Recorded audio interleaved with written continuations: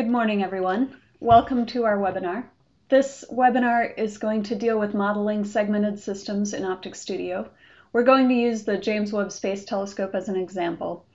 If you didn't see our previous webinar on this subject, you might want to watch that first. It just discusses the mission in general, and then at the end we did a little bit of lens design work just to create a basic model of the telescope. Today's webinar is going to be a tutorial. I'm going to go very quickly, but don't worry, we're recording this and we'll post it on our site. So if you get behind, you can always go back and watch it later. I've placed a few files on my Google Drive for you to get. I will copy this link into our chat window so that you can download these files. There's a Zemax archive file, the .zar, that contains all the Zemax files that you need to run this. And here is a folder that contains user-defined apertures. You should unzip those and put those in your Zemax object apertures folder, which is similar to what I've done here. We're going to start out using this 18 hexes UDA. Okay, so if you watched the last webinar, you already know that JWST is a 3-mirror anastigmat. It's corrected for third-order spherical aberration, coma, and astigmatism. And its field of view is actually limited by higher order coma. The prescription for this telescope is available in the paper by Paul Lightsey that I've quoted here. And I've also copied some of the numbers for the system. We have a 6.6 meter primary mirror. In our current model, we're just representing that as a single mirror, but in reality, that is 18 hexagonal segments with small gaps between them. So you have the primary, the secondary mirror, a tertiary mirror in this system, and a flat mirror, which is the fine steering mirror. The system is used just slightly off axis to make room for the FSM. If you go ahead and open the optical model, you'll see something like what I'm showing here. Here's the 3D layout for the system. I've chosen field points at the top and bottom, left and right of the primary image plane. The image plane is 18 by 9 arc minutes, and different instruments have pickoff mirrors in that space that will send light over to the various instruments that ride on the telescope. In the System Explorer, here's the entrance pupil diameter of 6.6 meters. And this model currently just has one wavelength. That's because this is an all-reflective system, so there's no chromatic effects to worry about. If we just quickly review the lens data editor, we see that we've got 3 conics. The primary mirror is almost a parabola, as is normal for a big space telescope or any large telescope. The fine steering mirror here you see is flat. Here in line 1, there's a coordinate break that gives you a little bit of a field bias. That means that if you define a field of 0, 0, it's actually off axis by about 0.16 degrees. And that makes room for the FSM, as we mentioned. So let's move on. And the way that we're going to move on is we're going to add some apertures to this model so that it looks a little better and so that the outline of the segments is shown on the primary mirror. So before we get started, let's just look at a couple setup things quickly.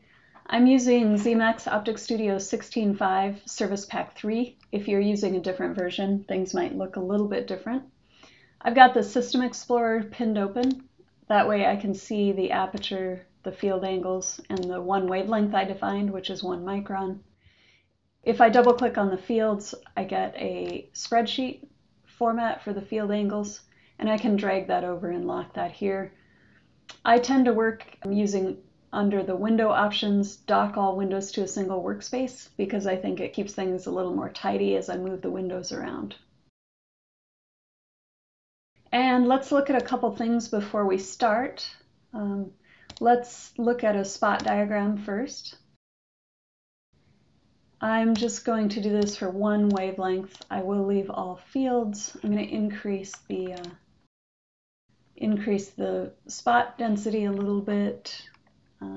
Okay, and let's see what we get. So top, bottom, left, and right of the field image plane are shown here. You can see out at the corners of the field I'm limited by higher order coma.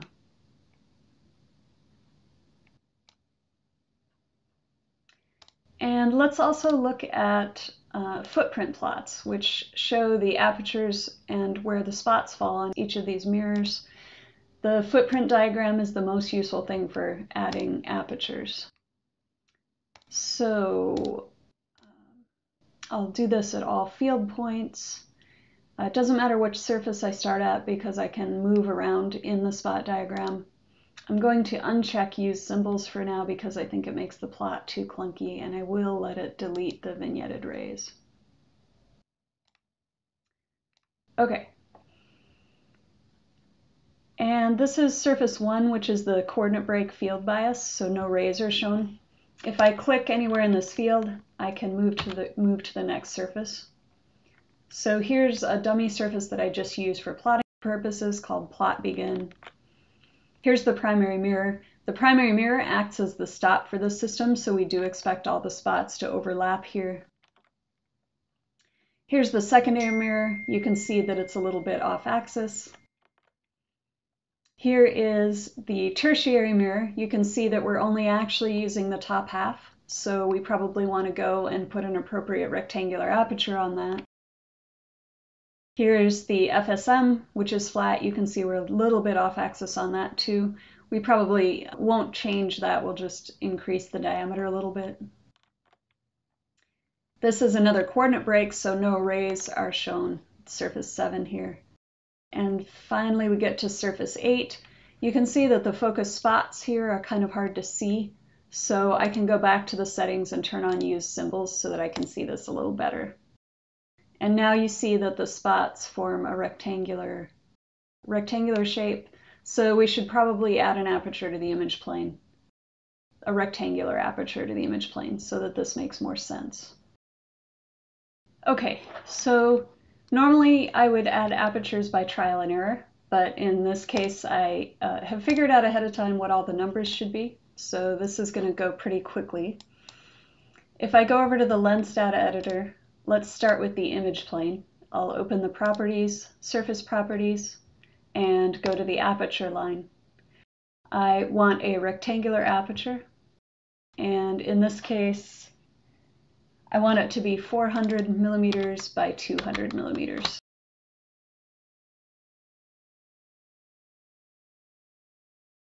Okay, and then I can use this arrow key to move back.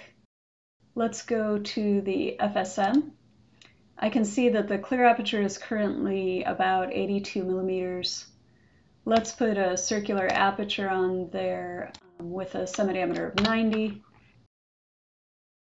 82 millimeters is what you would need to catch all the rays, but of course you need some additional area for bad coatings and for poor surfaces in the actual manufacture of the mirror.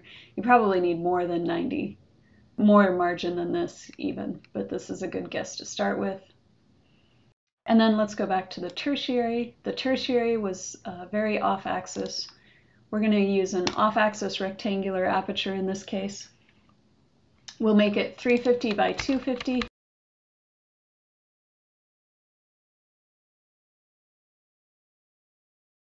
And the off-axis distance is about 220. And the secondary is showing a clear aperture of about 356 millimeters. Let's go ahead and put a circular aperture on that. That's about 400. And then lastly, the primary mirror. This is just a circular aperture right now of over 6.6 meters. In this case, we're going to choose user aperture as the type. And for the aperture file, I want to use 18hexes.uda. I'm going to leave the UDA scale at 1. Okay, and I'm going to save this as something new so that we can go back if we need to.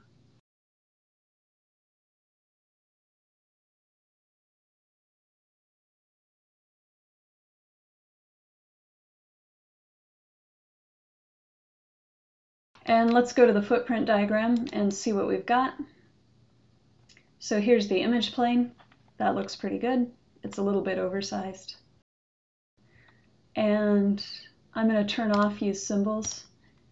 And then I'm going to use the left arrow key to move back. Surface 7 is just a coordinate break.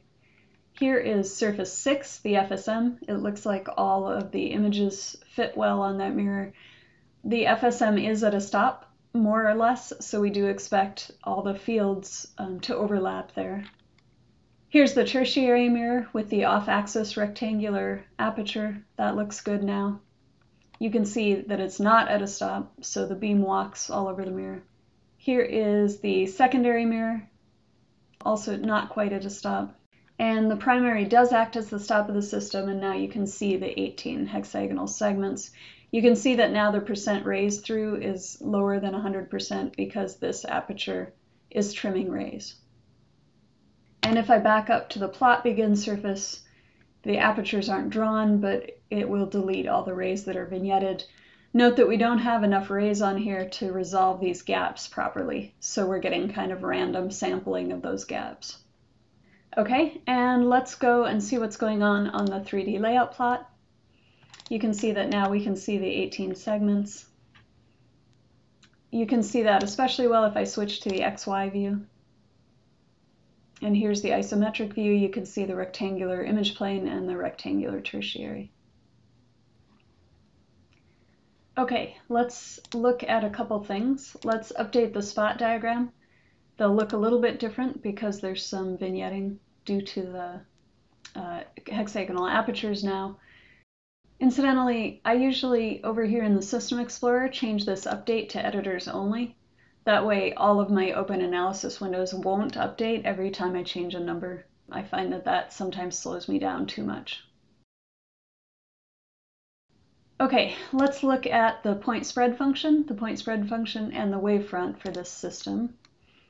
I'm going to do this at wavefront map at 512 by 512, and I want to do that at the image plane. This is probably not high enough resolution to sample the gaps. Again, that's okay.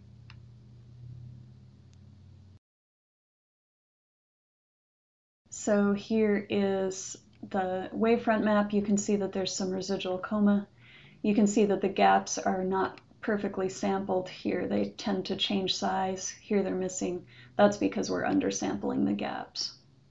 That's fine. And let's look at the point spread function as well. It's an FFT point spread function, so I can make my resolution fairly high. Let's see what we get with the defaults for that. That looks all right, but I'd like to do a calculation that zooms in a little bit on the core of that PSF. These pixels look like they're about 2.5 millimeters. So in the settings for the PSF, I'm going to go back and make the image delta 1, see if that lets us zoom in a little bit on the core.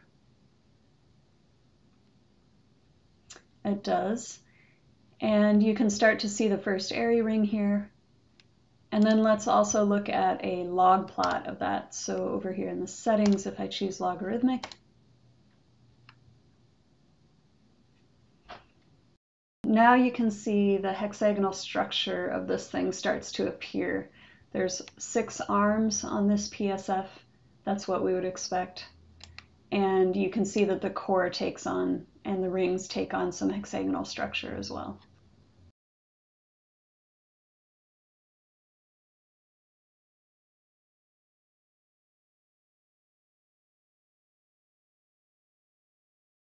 Okay, let's back up just a little bit. I forgot to show you what is in the UDA that we used for the primary mirror. So here in my Objects Apertures folder, I've got this 18hexes.uda. It's just a text file. I can open it with any text editor. And what it is just a series of POL commands. This tells it to create a 6-sided polygon. I've done the geometry to figure out the centers of each of these segments. For JWST, the point-to-point hex diameter is 1.5 meters. I've made the segments just a little bit smaller than that to leave gaps between the segments. So this is all just basic hexagon geometry to find the centers and sizes of these. Okay, So this model is looking pretty good, but when we use the user-defined aperture, the segments can't move with respect to one another. And of course, all the fun stuff with segmented systems happens when the segments move with respect to one another. So we're going to fix that by creating a mixed mode system. What I'll do next is take this primary mirror and put it inside a non-sequential region inside this sequential model. The reason that I like to do that is basically because then all of the image analysis tools that you normally have available in sequential, like wavefront maps and PSFs and such, are still available for analyzing this system. If I were to switch to a purely non-sequential model, I can't get diffraction information out of it anymore. The purely non-sequential model, of course, is really good for things like stray light and other analysis, but it's not good for diffraction analysis. Okay, so let's get started with that. I'm just turning off the scale bar on the plot because I don't like the scale bar. Okay, so the primary mirror is the one that we want to put inside the non-sequential region. Notice that the distance from the primary to the secondary is negative 7169 millimeters. That'll be important later. And so I'll start by inserting two lines here. Line 4, I'm going to call the non-sequential entrance port, and line 5, I'll call the non-sequential exit port. In mixed mode systems, all the rays have to go in the entrance port and come out the exit port. And this is no longer going to be the primary mirror. I am going to leave this surface as the stop. So I'm going to take away the radius of curvature and the thickness and set the conic to 0. And remove the material so that it's not reflective. So just before the non-sequential entrance port is where my stop will live. That's as close to the primary mirror as I can get it, so that's pretty accurate. And then on line 4, I'll change the surface type to non-sequential region, non-sequential component. Okay. This arrow auto-fits everything in the lens data editor so that you can see everything without it being truncated. So this entrance port has to be pretty large. We'll make it 3500, and the exit port the same, 3500. And I'm going to want the rays to enter this entrance port and then reflect and come out in the reverse direction.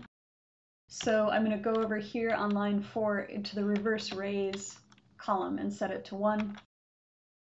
Now, the locations of things inside these regions are kind of tricky.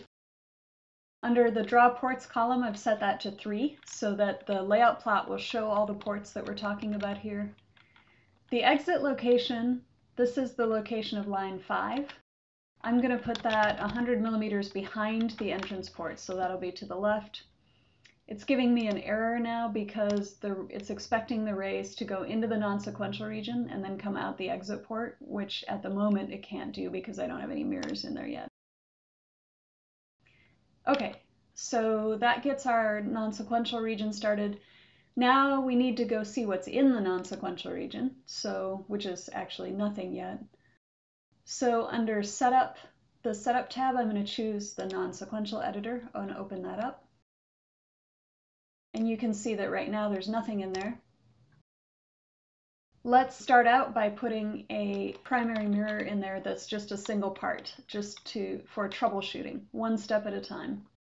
So I'm going to choose standard surface for the object type. It'll give me an error again because the rays aren't working. We don't have everything set up, so the rays aren't behaving correctly yet. I'm going to call this single primary. Z position. So this is interesting. This is the Z position with respect to the entrance port. So if I set this, for example, to 300 millimeters, from the entrance port we'll go 300 millimeters to the mirror, and then the exit port is negative 100 millimeters, remember, from the entrance pupil. So that means that this line, by the time we get to this exit port, the primary mirror is 400 millimeters to the right. And if you remember, our original thickness was 7169. So I want to add 400 millimeters to that to get the thickness that I want here. I want negative 6769. Again, the rays aren't tracing correctly yet because we haven't put the mirror in place. Back to the non-sequential region. Let's make this guy a mirror, see if we can make the ray trace happier. The radius of curvature of that primary mirror was negative 15,879.7, and the conic was negative 0.9967. It was almost parabolic. And this maximum aperture has to change. We'll make that 3500, just to make sure we have lots of space. Now that ray trace error goes away. And we should have a primary mirror inside the non-sequential region. Let's go see if we got the positioning math right. So I'm going to update this. Okay, so that looks okay. But it does look like my entrance port is behind the edge of my primary mirror, which I don't want. So let's go change this non-sequential, the position of that mirror to, I guess, to 600. And then update the layout plot and see what we've got. So here's my entrance port. It's highlighted in orange because I have my cursor on that line in the lens data editor. So I like this better. And here's the exit port to the left of it. But you can see that now I've got the distance from the primary to the secondary incorrect. So let's double check that. This Z position is 600, and the distance from the primary to the exit port is 100. So I actually want 700 millimeters total off the original 7169. 7169 plus 700 is negative 6469. So let's fix that and see if our rays behave better. There's the correct thickness. Okay, now this is looking good. So here's the entrance port. The primary mirror doesn't hit the entrance port. The rays come out in the reverse direction. Here at the exit port. And all of this is sized appropriately so that I'm not trimming rays. Okay. So let's just take a look at the spot diagrams now. They'll probably fill in a little bit because we don't have our hexagonal apertures there yet. And let's look at our spot diagrams. I've made an error here, I think. This line 3, where I meant there to be a stop, still has an aperture on it. We're going to take that user aperture off. And then if I update the footprint diagram, it should look like a single primary again. Yes. And then let's put those apertures instead, just for now, on the standard surface. So the standard surface will take a user-defined aperture. It's I think the only non-sequential surface that does, though. So this is not a technique that I use often for non-sequential. Okay, so now that's got an aperture. Let's update the layout plot. That looks good. I can see the hexes now. Our spot diagrams will be trimmed a little bit, and our footprint diagram.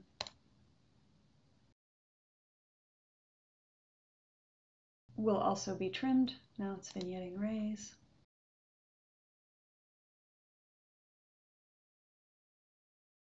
And we should be still able to get a wavefront map out of this system. We can, it's unchanged. So everything's looking good there. Okay, I'm going to save this as something new. And let's move on to separating the segments now.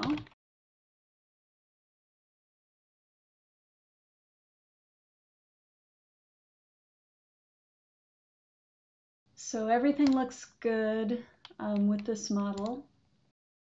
Now let's separate the segments so that we can move them separately. So inside the non-sequential component editor, I'm going to take off the UDA on the primary mirror, or actually I'm going to leave it in place, and then choose a different aperture. I'm going to choose the one labeled hex10.uda, and let's go look at what that does. That just creates a single on-axis segment.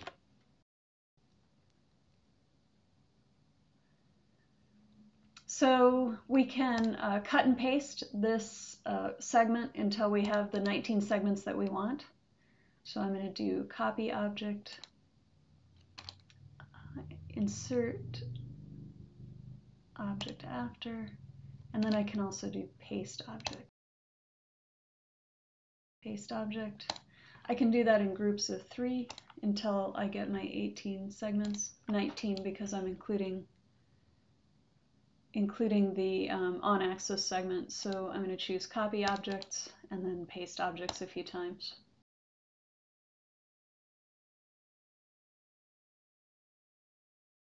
And again, I want 19 segments, so this will take a little bit.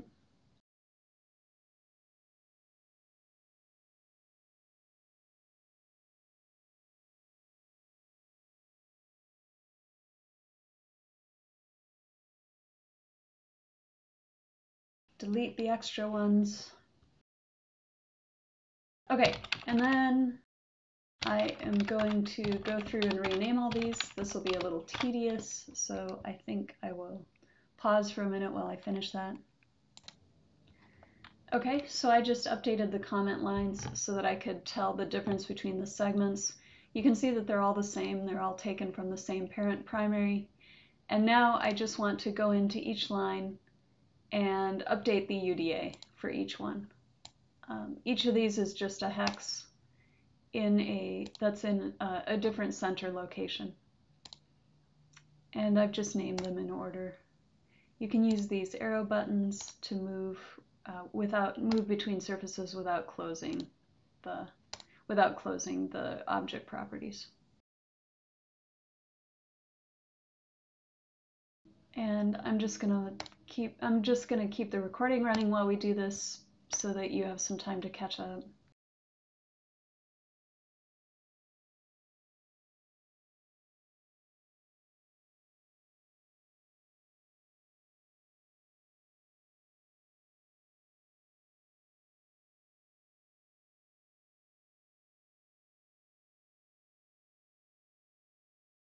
Hex 10 is the center segment in this numbering scheme.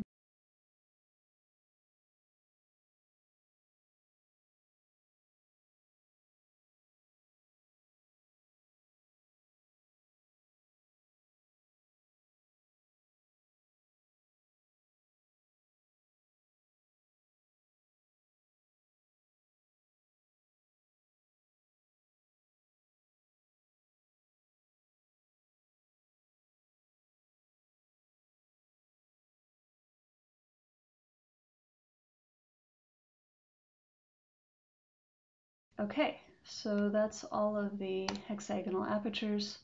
Let's go see if we got this right in the 3D layout plot. That looks promising. They're razor tracing and it looks like there's 19 segments.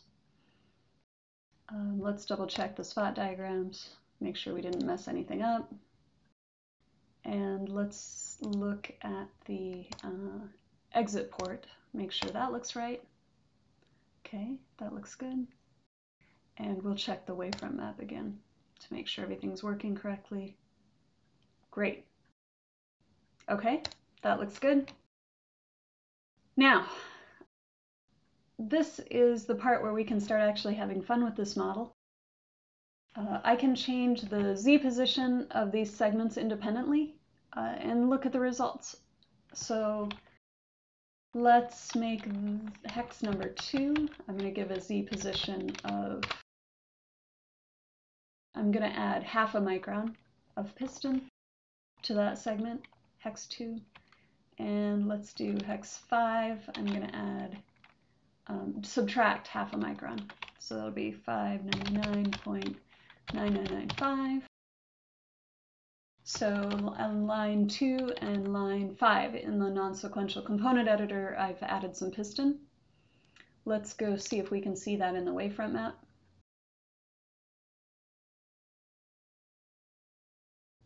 And you can see that these two segments have popped, plus or minus a micron.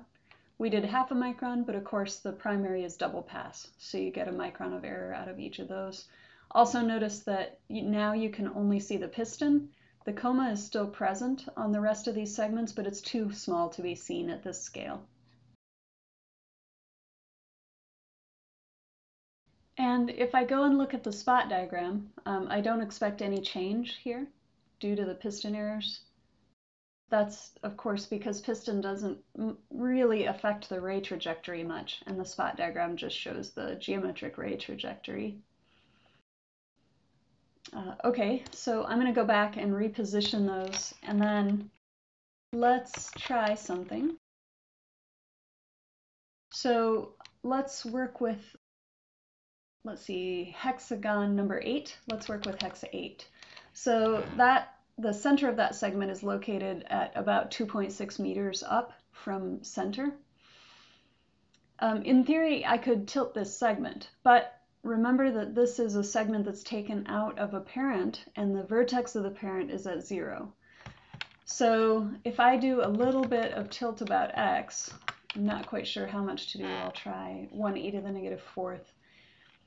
I'm not going to get quite the results I'd expect, because what's happening is the parent segment is going to tilt about its vertex. And so what you'll get in segment 8 is a combination of piston and tilt. You can see the piston error here. It's over 12 waves, because if I had tilted this segment about its center, the center of this would be red, like the rest of these segments. So what I've introduced here is not pure tilt, but tilt plus piston, because of parent mirror. Okay, so we can fix that. One way to fix that is to add a pivot point. There are other ways to do this, but this is one way. So I'm going to leave this as a null object, pivot, and I'm going to call it pivot point for hex 8. The center of hex 8 is at 2598 millimeters positive. And then on this line, where hex 8 lives, I'm going to refer it to line 8. Okay, and then, because this is shifted, the actual parent has to shift down by the same amount so that it's still in the correct location. So I'm going to set this to be a pickup, the y position of line, what is now line 9, a pickup from line 8 with a scale factor of -1. This returns the center of the parent to y equals 0. Okay, so let's go check and make sure we didn't mess anything up. So this wavefront map looks good now. And then let's, instead of tilting the segment, let's tilt about this pivot point and see if that works. I'll do 1e to the negative 4th in tilt about x. And let's go look at the wavefront map and see if that behaves as we expect. And now you can see that this tilt is correctly carried about the center of the segment. You can tell because the center of both segments are green. That means we haven't accidentally introduced a piston error here.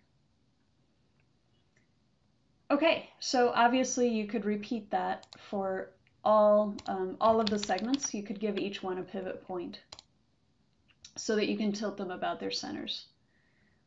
You might see this tilt in the spot diagrams because it might throw some rays way out.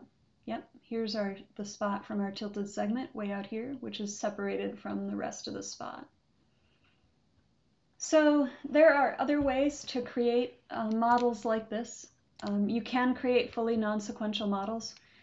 The UDAs can be used to create very strange segment shapes if you want. A UDA can just be a table of coordinates that the OpticStudio then just joins together to make an aperture. There are other ways to handle this non-sequential region too. I've used standard surfaces with UDAs. Another thing I do frequently is I use standard lenses that are reflective on one side, and then I cut out segments using our Boolean operation.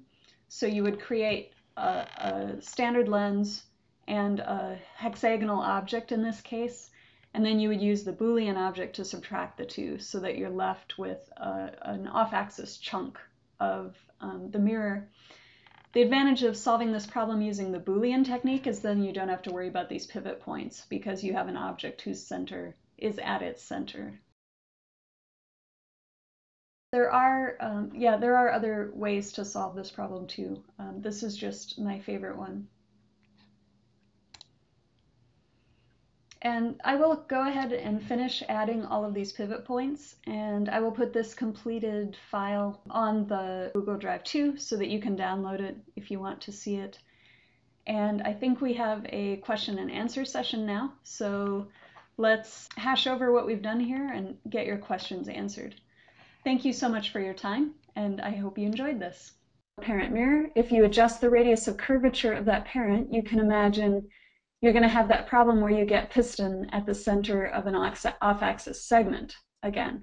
So you definitely don't want to change the radius of these segments by changing the radius of the parent mirror. Usually, too, at least for JWST, the segments are controlled by actuators on the reverse side of those segments that have nothing to do with the parent. And so if you get power errors, the power error tends to be centered on the segment as well. The way we handle that is by putting a Zernike surface on top of each segment and then putting power into those surfaces directly. For non-sequential, I think I was just using Zernike, just use an off-axis Zernike. You would center it at the pivot point. That pivot point becomes extra useful now because you can put the Zernike surface in front of it. And then you can you give the Zernike radius to match the segment, probably 1.5 meters in diameter point to point. And you just adjust the power term on that Zernike to model that. I had a long argument at work one time with a guy about the right way to do that. Someone commented that they liked the webinar. Thank you. It's hard to tell because I can't talk with you guys directly. If the tutorial format worked, I knew it was going to go pretty fast, so this was a little bit of an experiment. Email us at support@zmax.com if you have comments, or definitely feel free to just email me directly. I'm at erin.elliott@zmax.com. The only caveat there is if I'm out or something, you obviously won't get like an immediate answer if you send it to me. If you send it to support, you'll get a very prompt answer because we watch that inbox all the time to answer questions for people. One last question popped in. Would lens mechanics be useful for this? That depends on what you're trying to do. So it'd be really useful. I think lens mechanics is super useful for putting mounts on things. So if you knew how these things were going to be actuated and mounted, and the mechanical designers were trying to figure out if their mounts, for example, if their mounts were adequate or if they were blocking any beams, anything like that, then lens mechanics is great because you can trace some rays. You can do things like stress the lenses and trace the rays to find out what effect that has on the spots, for example. You can also just have all your CAD parts in there, see if any beams are blocked, etc. And it really, if you're a mechanical engineer and you're more comfortable working in the CAD environment, lens mechanics just gives you a way to trace rays in the CAD environment while you do all of your usual shenanigans with moving parts and tolerances on the mechanical mounts and all of that. So whether you do this in lens mechanics or whether you do your tolerancing and beam blocking work in OpticStudio really depends on which software package you like better or are more familiar with. So thanks for listening in.